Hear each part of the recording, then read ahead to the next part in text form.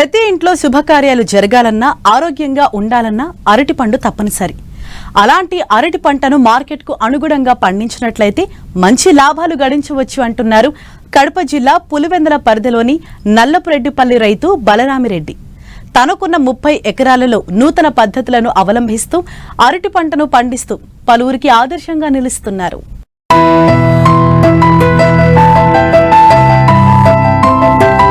పొడవాటి అరటి గెలలు, దృఢంగా ఆరోగ్యంగా పెరిగిన అరటి చెట్లతో ఈ క్షేత్రం చూడముచ్చటగా ఉంది కదూ. ప్రతి గెలలోనూ 12 నుంచి 13 హస్తాలకు తగ్గకుండా ఉన్నాయి. ఈ తోటను చూసిన వారెవరైనా అబ్బా అనక మానరు. వైఎస్ఆర్ కడప జిల్లా పులివెందుల మండలం నల్లపురెడ్డిపల్లిలో ఉంది ఈ క్షేత్రం. తోటను నిశితంగా గమనిస్తూ ఇటుగా వస్తున్న ఈ రైతే ఈ అద్భుత వ్యవసాయానికి సృష్టికర్త. పేరు బలరామిరెడ్డి.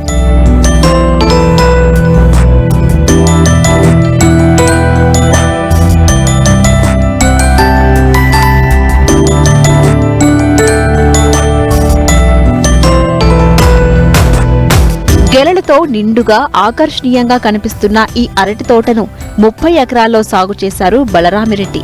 30 ఏళ్లుగా అరటి సాగులో అనుభవం ఉన్న ఈ రైతుకు మార్కెట్కు అనుగుణంగా సాగు చేపడుతున్నారు. ఉన్న కొద్దిపాటి నీటిని చక్కటి ప్లానింగ్తో డ్రిప్ సిస్టమ్ ద్వారా అందిస్తున్నారు.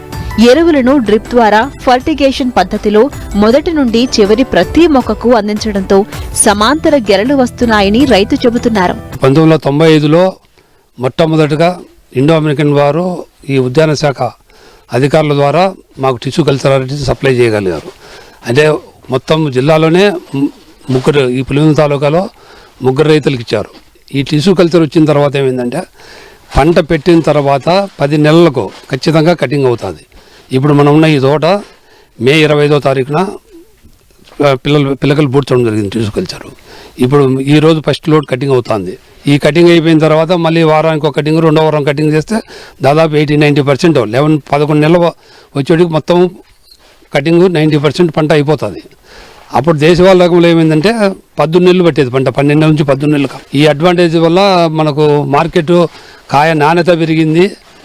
కటింగ్ కూడా ఒక చిన్న రైతు 2 ఎకరాలు 3 ఎకరాల పొలంలో కూడా అవసరమైతే ఒక ఢిల్లీ లోడు ఆ తోటలోనే కాయలు తీసుకొని పోయి ఆ వ్యాపారస్తు తీసుకొని కూడా సౌలభ్యం ఏర్పడింది.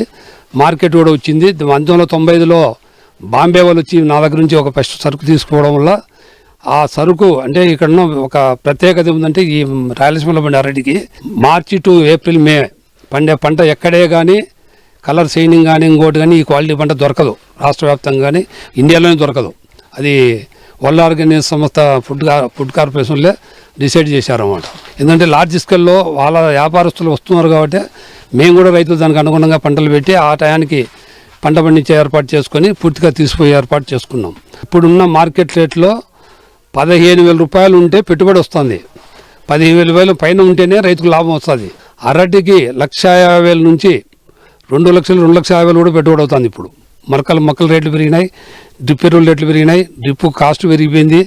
అరటి 10 నెలల పంట, ఎకరాకు 1,00,000 రూపాయల పైనే పెట్టుబడి అవుతుంది. 6 కాలం కష్టపడి పండిస్తూ తీరా పంట చేతికొచ్చే సమయంలో ప్రతికూల పరిస్థితులు ఎదురైతే పెట్టిన పెట్టుబడి శ్రమ వృధా అవుతుంది. పైగా అప్పులే మిగులుతాయి.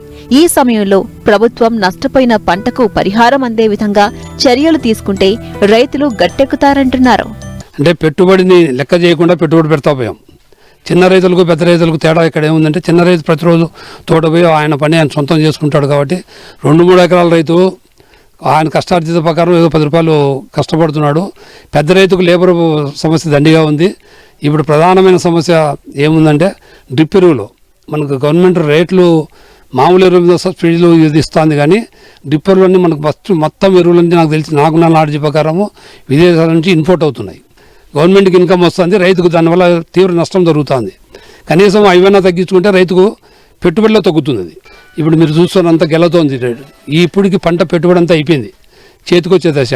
ఇప్పుడు ఎండాకాలంలో సుడిగాలు రావడము, చెట్టు పడిపోవడం జరిగిందనుకో అరటికాయ తీసుకోవడం రైతు వ్యాపారస్తుడు మొత్తం 1,50,000 2 లక్షలు ఎకరాకు నష్టపోతారు రైతు. ప్రభుత్వం దగ్గర నుంచి ఏమీ సపోర్ట్ లేదు దానికి. కేవలం చెట్లు పడిపోతే ఒక హెక్టార్కి 25,000 రూపాయలు ఇస్తున్నారు, అంటే ఎకరాకు 10,000. ఒక మొక్క ఖరీదు 15 రూపాయలు 10 రూపాయలు పెట్టి కొనాల్సి వస్తుంది. ఇప్పుడు ఈరోజు 15-10 రూపాయలు పెట్టి 1,400 మొక్కలు పుడితే మొక్క ఖరీదు 2,000.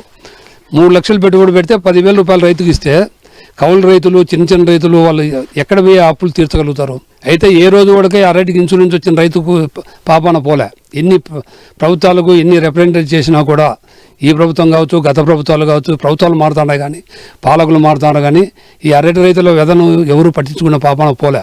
ఎందుకంటే అరటి విస్తీర్ణం ఇప్పుడు చీనా రైతులు కూడా చీనాటి వైరస్ వల్ల చనిపోవడం వల్ల ఇదేదో లాభసాటిగా ఉందని చెప్పి మనం ఇప్పుడు దాదాపుగా నాకున్న నాటి పులివెందుల తాలూకాలో ఈ సంవత్సరం ఒక 15,000 ఎకరాలు అరటి ఉన్నట్లుంది. రేపు సంవత్సరం 20,000 ఎకరాలకు పోయేటట్టుంది. అదేవిధంగా అనంతపురం జిల్లా అంతా చిన్న ఇట్లా బెల్ట్. అది ఇంకా ఒక ప్రధానమైన సమస్య ఉంటే ఇక్కడ వచ్చే వ్యాపారస్తులు ఎవరు వస్తారో తెలియదు. నాకు 30 ఎకరాలు ఇక్కడ అరటి ఉంది. ఇప్పుడు 30 ఎకరాలు నేను రైతుగానే పెట్టినా. 30 ఎకరాలు అరటి పడిపోతే నీకు 5 ఎకరాలకే కాంపెన్సేషన్ ఇస్తూ ఉంటారు. ఇది ఎంతవరకు కరెక్టో ప్రభుత్వాలు ఆలోచించాలి. ఎందుకంటే పంట పెట్టేది ఎంకరేజ్మెంట్ ఉండాలి, రైతుని రైతుగానే చూడాలి. వాడు ఏ స్థాయి రైతు అనేది కాదు, ఎవరికైనా రూపాయి నష్టమే. రైతు దీంట్లో ఇప్పుడు కౌలుకి ఇచ్చే భూమి నేను చేసుకోలేక పాల రైతు పెట్టుబడి అంతా నేను పెడతా, కష్టం వాళ్ళది. ఇదంతా పండి వచ్చేనే వాళ్ళకి డబ్బులు ఇవ్వగలుగుతాను నేను. వీళ్ళని కూడా లెక్కలు తీసుకొని అన్ని విధాలా ప్రభుత్వం సపోర్ట్ చేయాలా. వ్యాపారస్తులు కూడా ఎట్లున్నారంటే మార్కెట్లో కాయ తక్కువ ఉంటే ఎలాంటి సరుకైనా డబ్బు పెట్టి కొంటాడు. కాయగానే మార్కెట్లో ఎక్కువ ఉండిపోతే ఎంత బాగున్నా సరుకు ఏదో పేరు పెట్టి రేటు తగ్గించుకొని 500, 1000, 2000, 3000 దగ్గర ఇంకా అరటి పూర్తిగా వచ్చిన తర్వాత ఇప్పుడు ఈ స్టేజ్లో కన్నా ఒక వారం నా తోటలోకి వ్యాపారస్తులు రాలేదు అనుకో, నేను వ్యాపారస్తుని వెంట పడాలి. ఎందుకు పడాలా? ఇది నిలబడదు సరుకు, మాగిపోవడమో పడిపోవడమో జరుగుతుంది. 15,000 కాదు బాబు, 10,000 ఇచ్చిన కొట్టుకొని నాకు ముందు సరుకు తీసుకోమని చెప్పి పరిస్థితి ఏర్పడుతుంది. ఆ పరిస్థితి రాకుండా మార్కెటింగ్ సౌకర్యాన్ని పూర్తిగా బాధ్యత తీసుకొని హార్టికల్చర్ డిపార్ట్మెంటు, గవర్నమెంటు, రైతులు అనుసంధానంతో దీన్ని ఖచ్చితంగా పంటను ఏ దశలో పెట్టాలా, ఎప్పుడు పెట్టాలా అనేది ఖచ్చితంగా ప్లాన్ చేసుకుంటే కానీ రాబోయే కాలంలో లేకపోతే రైతులు గడ్డు పరిస్థితి తిరుక్కునే పెడుతుంది.